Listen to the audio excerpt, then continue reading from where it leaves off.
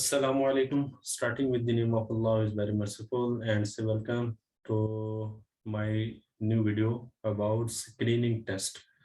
तो screening test जो लोग सीएसएस कर रहे हैं उनको पता है कि कितना हॉट टॉपिक आजकल बना हुआ है। हर स्टूडेंट इसके बारे में थोड़ा सा कंफ्यूज है कि एग्जैक्ट इसकी इंफॉर्मेशन क्या है, स्क्रीनिंग टेस्ट होता क्या है, स्क्रीनिंग टेस्ट कब होगा और इसका क्राइटेरिया क्या है, क्या हमारी एज लिमिट वो इसके साथ कोई इफेक्ट तो नहीं होगी, फिर इसके अटेम्प्ट काउंट होगी कि नहीं होगी, सिलेबस क्या है, पासिंग मार्क्स कितने हैं, कब एक्सपेक्टेड है, ये सब चीज़ें इंशाल्लाह हम अभी डिस्कस करते हैं।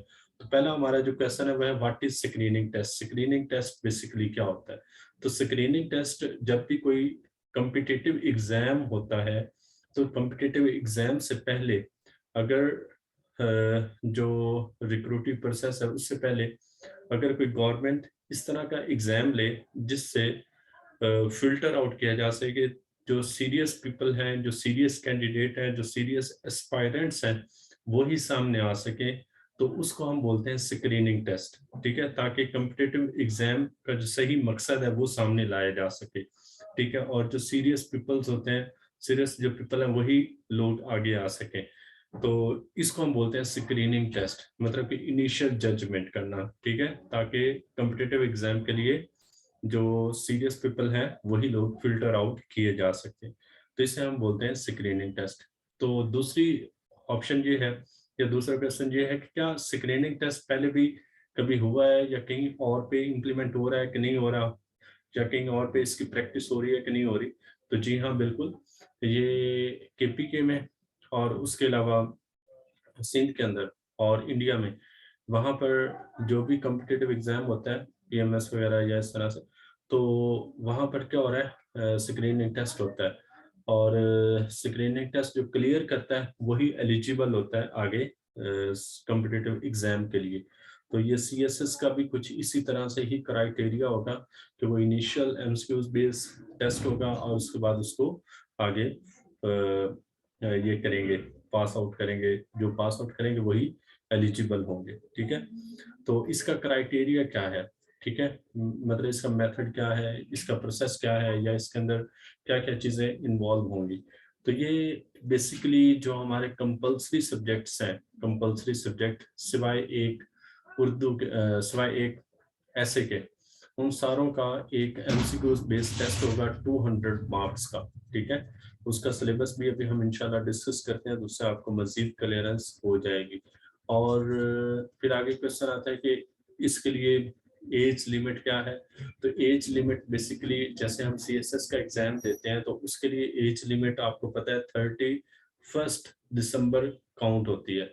अब जैसे लेट्स सपोज के 29 ईयर्स मेरी अगर लेट्स सपोज के एज है, 26 ईयर, 25 ईयर, जो भी जितनी व्हाट्सएवर एज है, अगर वो मेरी 31 दिसंबर तक काउंट एलिजिबल हूँ तो मैं आगे भी एलिजिबल होगा। अब आपको पता है कि सीएसएस की जो एज लिमिट है वो 30 ईयर्स है। ठीक है, अगर मैं 31 दिसंबर 2021 तक 30 ईयर का हूँ, यानी 30 ईयर्स का आगे एक दिन भी मैं मतलब कि नहीं हुआ, तो मैं फिर इसके लिए एलिजिबल हूँ। तो ये दोबारा सुन लें कि इसकी जो कट डेट है वो कितनी है, 31 दिसंबर, जो कि सीएसएस की है, जो नॉर्मली पिछले साल या हर साल की तरह काउंट होती है। तो स्क्रीनिंग टेस्ट के लिए भी वही एज है जो कि सीएसएस के लिए है। ये बात क्लियर होगी। उसके बाद आगे है कि क्या इसके अटेम्प्ट काउंट होगी? नो, इसके अटेम्प्ट काउंट नहीं होगी। सिर्फ आप जो रिटन एग्जाम के अंदर बैठेंगे तो सिर्फ उसी की ही अटेम्प्ट काउंट होगी। जैसे आपको पता है कि सीएसएस के अंदर 3 अटेम्प्ट्स होती हैं। 3 अटेम्प्ट्स आप 3 दफ़ा आप अपना पेपर जो है ना वो अटेम्प्ट कर सकते हैं, मतलब 3 दफ़ा पेपर में बैठ सकते हैं। 3 दफ़ा के बाद आपको बैठना अलाउ नहीं होता। सही है, तो ये इसके अंदर कोई ऐसी रेस्ट्रिक्शन नहीं है, जितनी मर्जी दफ़ा आप दे सकते हैं। अच्छा, उसके बाद एक और जो क्वेश्चन सबसे ज़्यादा कंफ्यूज कर रहा था कि जैसे हम आइल्स वगैरह या इस तरह से बाकी जो एग्ज़ाम देते हैं तो वो क्या होते हैं, 2 ईयर्स या 3 ईयर्स के लिए एलिजिबल होता है बंदा। तो क्या इसमें भी है कि अगर हम एक दफ़ा सीएसएस स्क्रीनिंग टेस्ट क्लियर कर लेते हैं तो हम अगर 2021 में नहीं बैठते तो क्या अगले साल वही हमारा स्क्रीनिंग टेस्ट एलिजिबल होगा, नहीं होगा? ठीक है, तो ये इसका जो आंसर है वो है कि नहीं होगा। ठीक है, हम जो स्क्रीनिंग टेस्ट है वो हर साल जब भी हम सीएसएस के लिए अपीयर होंगे, हर साल के लिए अलहदा से हमें स्क्रीनिंग टेस्ट देना पड़ेगा। जैसे लेट्स सपोज कि अगर मैं 2021 का स्क्रीनिंग टेस्ट क्लियर कर लिया, लेकिन मैं 2021 के सीएसएस के जो पेपर्स हैं उसमें नहीं बैठता, तो जब 2022 होगा उसके लिए मुझे अलहदा से स्क्रीनिंग टेस्ट देना पड़ेगा। अगर मैं उसमें फेल हो जाता हूँ तो फिर मैं क्या होगा, फेल ही कंसीडर होगा। ठीक है, और उसके बाद आगे आता है कि एक्सपेक्टेड कब है। ये अभी जो फेडरल कैबिनेट है वो ऑफिशियल जब तक उसको एक्सेप्ट नहीं करती, अभी तो जस्ट एक स्टेटमेंट आई है, ठीक है, एफपीएससी की तरफ से, तो जब तक उसको ऑफिशियल लॉन्च नहीं किया जाता या ऑफिशियल जब तक कैबिनेट उसको एक्सेप्ट नहीं करती, उस वक्त तक अभी कुछ नहीं कहा जा सकता। अभी इसके बारे में जो मोस्टली या 90% चांस यही लग रहे हैं कि फेब में होगा। तो अगर ये फेब में स्क्रीनिंग टेस्ट हुआ तो इट मीन के सीएसएस के पेपर अप्रैल तक जाएंगे। ठीक है, अप्रैल तक जाएंगे, क्योंकि स्क्रीनिंग टेस्ट के बाद आगे प्रोसेस स्टार्ट होगा सीएसएस के लिए, रिटर्न एग्जाम के लिए। ठीक है, तो ये बात समझ आ गई कि कब एक्सपेक्टेड है। तो मोस्टली यही कह रहे हैं कि 90% यही चांसेस हैं कि फेब में होगा। सही है, लेकिन आप लोग अपनी तैयारी वगैरह कंटिन्यू रखें। कभी भी मतलब कि अगर हुकूमत 1-2 वीक्स के अंदर इसको एक्सेप्ट कर देती है तो फिर हो सकता है दिसंबर जनवरी में भी हो जाए। सही है, तो इसलिए मतलब कि आप लोग बस अपनी तैयारी को कंटिन्यू रखें। उसके बाद अप्लाई कब करना है।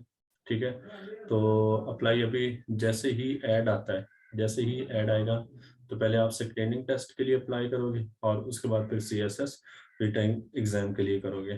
फिर मोस्ट इम्पोर्टेंट क्वेश्चन कि सिलेबस क्या है। तो सिलेबस मैं आपसे डिस्कस कर देता हूँ। सिलेबस ये हमारे पास एक सिलेबस की शॉर्ट एक प्रेडिक्शन आई है, अभी भी ये फाइनल नहीं है, लेकिन कह रहे हैं कि इसी में से ही होगा। तो इसमें इस्लामिक स्टडीज का 20 मार्क्स का है। मैं स्क्रीन शेयर कर देता हूं ताकि आप देख सकें।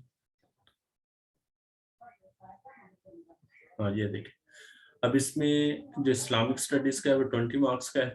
ठीक है, उर्दू का 20 मार्क्स का है, इंग्लिश का वोकेबलरी, ग्रामर यूजेज और कंप्रीहेंशन का 50 मार्क्स का है। ये सारे एमसीक्यूज में होंगे, ये बात याद रखना। उसके अलावा जनरल एबिलिटीज का 60 मार्क्स का है। ठीक है, और जनरल नॉलेज का 50 मार्क्स का है। ठीक है, तो ये है। अभी इसमें जो सिलेबस तो ये 100% कंफर्म है। सिर्फ ये जो डाउट है ना वो है उर्दू में, क्योंकि जब 2015 के अंदर भी ये इसका मसला चला था कि पहले स्क्रीनिंग टेस्ट होना चाहिए, लेकिन फिर उसके बाद उन्होंने काबीना वालों ने मंजूरी नहीं दी थी, तो इसलिए फिर वो नहीं हो सका था। तो उसमें उर्दू का सिलेबस नहीं था, लेकिन अब इस दफ़ा उर्दू को शामिल किया गया है। लेकिन ये प्रेडिक्शन है, अभी हो सकता है कि ये उर्दू के पोर्शन को कट करके इसमें बाकी वाले जो सब्जेक्ट्स हैं उनमें मार्क्स प्लस माइनस करके और वो 200 मार्क्स कंप्लीट कर लें। तो ये 200 मार्क्स का होगा। अगेन सुन लें कि ये जो सिलेबस है ये इसमें इस्लामिक स्टडीज़ का 20 मार्क्स का है, उर्दू का 20 मार्क्स का है, इंग्लिश का 50 मार्क्स का है, जनरल एबिलिटीज़ का 60 मार्क्स का है। ठीक है, और जनरल नॉलेज का 50 मार्क्स का है। सिर्फ इसमें जो डाउट है वो है उर्दू के बारे में, कि उर्दू को शायद वो इंक्लूड ना करें। ठीक है, अच्छा, ये चूंकि 2015 में मैंने आपको एग्जांपल दी कि उस वक्त भी ये सिलेबस आया था, लेकिन उसमें उर्दू नहीं था, और स्क्रीनिंग टेस्ट की बड़ी हवा चली थी, लेकिन फिर बाद में उन्होंने उसको डिले कर दिया था कि अभी इसको रहने दो। और फिर इसमें पासिंग मार्क्स कितने होंगे, 200 मार्क्स हैं टोटल, और इसमें जो पासिंग मार्क्स हैं वो है 33%, यानी 66 वाला पास होगा। तो अब जो क्वेश्चन अराइज होता है कि 66 मार्क्स लेना तो कोई मुश्किल काम नहीं है, इजी है। तो एक्चुअली जो एक्सपेक्टेड है वो ये है कि ये कुछ पेपर भी इस तरह से बनाएंगे कि 66 मार्क्स लेना भी मुश्किल हो जाएंगे। शायद आपको याद हो कि केपीके में इस तरह से हुआ था, और केपीके में वो लोग 1 महीना तक सड़कों के ऊपर बैठे रहे थे स्टूडेंट्स, उन्होंने प्रोटेस्ट किया था। तो ये इसी तरह से कुछ इस तरह से भी मतलब कि बेसिकली एफपीएससी का जो मकसद है ना वो ये है कि हम CSS के लिए फिल्टर आउट करके जो सीरियस पीपल है ना, सीरियस पीपल सिर्फ वही आ सके। तो सीरियस पीपल कैसे आएंगे भाई, जिनकी तैयारी होगी। तो आगे आप खुद ही समझ जाए। तो और ये उनका ये है कि भाई 4 से 5 हज़ार बस कैंडिडेट्स हों, उनकी हम पेपर को चेक करें और उनकी ही जो मतलब मार्किंग वगैरह या इस तरह से उसको इजीली हो जाए। अब एक हम जनरल डिस्कस कर लेते हैं, इसको हम एनालाइज कर लेते हैं एनालिटिकल पॉइंट ऑफ व्यू से, जिसे हम एंटीक बोलते हैं कि एंटीक क्या कहते हैं। तो अगर हम एनालिटिकल पॉइंट ऑफ व्यू से देखें तो ये स्टूडेंट्स के लिए बहुत ज़्यादा बेनिफिशियल है, बहुत ज़्यादा बेनिफिशियल क्यों है? इसकी हेल्प से हम क्या कर सकें, इसकी हेल्प से जो सिर्फ सीरियस पीपल होंगे, मैं बार बार कह रहा हूँ, सिर्फ सीरियस पीपल होंगे वही आएंगे। होता क्या है कि कुछ लोग बस उनको एक रट चढ़ी या अपने माइंड के अंदर बस एक सवाल हुआ कि यार हम CSS करें, और अपनी फैमिली में भी एक दफ़ा पॉपुलर हो गया कि भाई बंदा CSS कर रहा है, CSS कर रहा है। तो वो फनकारिया, मतलब इस तरह वो एक मियां शफीक साहब है, मतलब कि वो एक वर्ड यूज करते हैं फनकारिया शौकीन, इस तरह से। तो ये कि वो लोग जो है ना इससे बाहर हो जाएंगे। ठीक है, तो अब जब एक एग्जामिनर को जहाँ पे 14-15 हज़ार पेपर चेक करने पड़ते हैं और जहाँ पे 4-5 हज़ार पेपर चेक करने पड़ेंगे, तो वो डेफिनेटली उसको ज़्यादा फोकस होकर चेक करेंगे और इस तरह से बड़ी ज़्यादा हेल्प हो जाएगी। और इसकी मदद से जो वन पेपर MCQs हैं, यानी जैसे तहसीलदार का भी नेक्स्ट वीक आने वाला है, या सब इंस्पेक्टर की, या इस तरह से बाकी जो असिस्टेंट डायरेक्टर की, या इस तरह की बाकी पोस्ट आती रहती हैं, तो जो वन पेपर के MCQs की तैयारी कर रहे हैं तो उनके लिए काफ़ी ज़्यादा बेनिफिशियल हो जाएगा। अब उसके बाद क्वेश्चन आता है कि इसको हम तैयार कहाँ से करें, बुक कौन सी है। ठीक है, तो मैं तो यही रिकमेंड करूँगा कि आप लोग CSS के जो 220 मार्क्स के जो MCQs है ना, उनको ही अच्छी तरह कर लें। अगर आप CSS के सिलेबस को अच्छी तरह पढ़ा हुआ है ना, तो ये आपको कुछ भी नहीं प्रॉब्लम करेगा।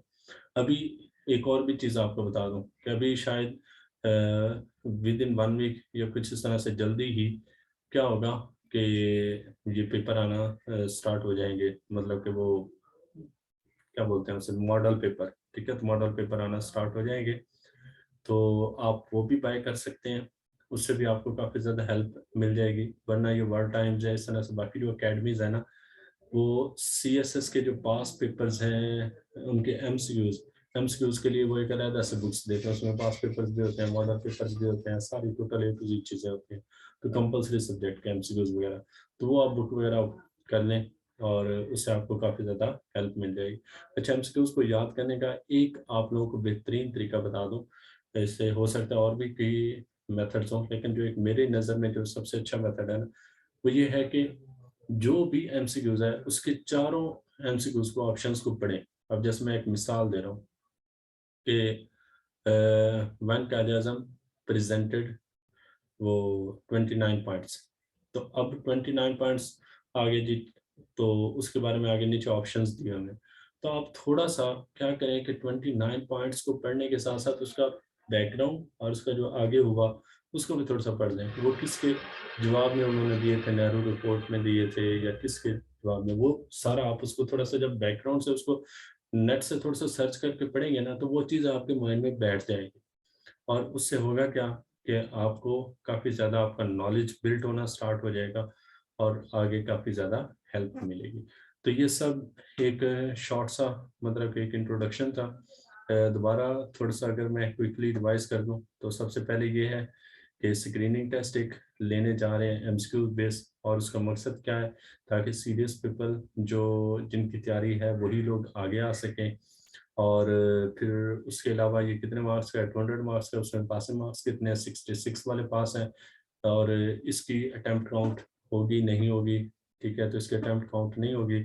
और इसकी जो एज लिमिट है वही है जो कि CSS के लिए है। ठीक है, और ये हर साल सेपरेट देना पड़ेगा। ठीक है, तो ये एक जनरल सा एक इसके बारे में इंफॉर्मेशन थी जो कि मैंने आप लोगों के साथ शेयर की।